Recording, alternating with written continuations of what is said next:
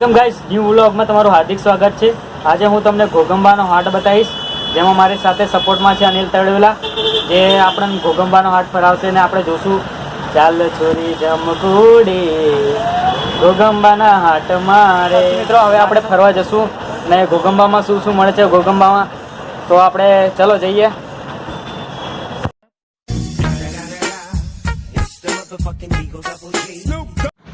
તો આપણે ઘોગંબાના હાટમાં હવે પહોંચી ગયા છે। જ્યાં સૌપ્રથમ આપણે જશું મરઘાને બકરા મળે છે તે આંગળી, ત્યાં ઘણા બધી લોકો જે છે મરઘાને બકરા વેચવા માટે આવે છે। તો ચાલો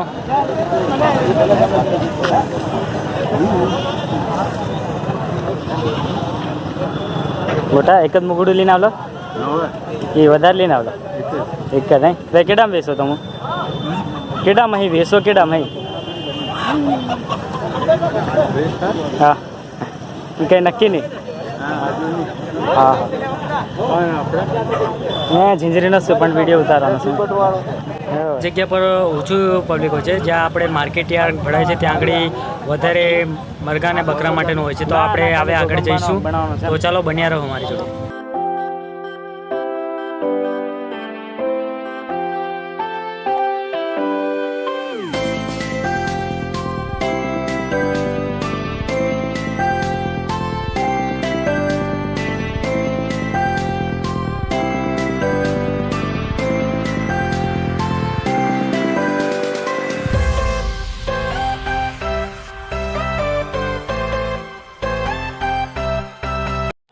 તો ફાઇનલી હવે આપણે પહોંચી ગયા છે માર્કેટ યાર્ડમાં।